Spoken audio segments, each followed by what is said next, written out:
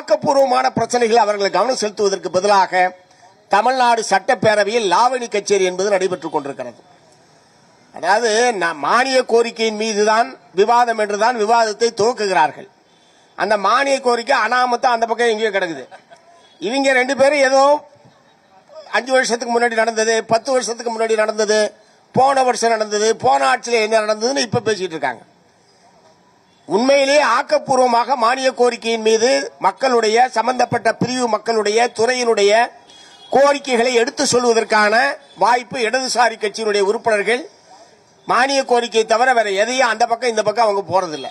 ஆனால் அத்தகைய உறுப்பினர்களுக்கு வாய்ப்பு என்பதே தரப்படாத ஒரு நிலைமை என்பது தமிழ்நாடு சட்டப்பேரவையில் இருக்கிறது.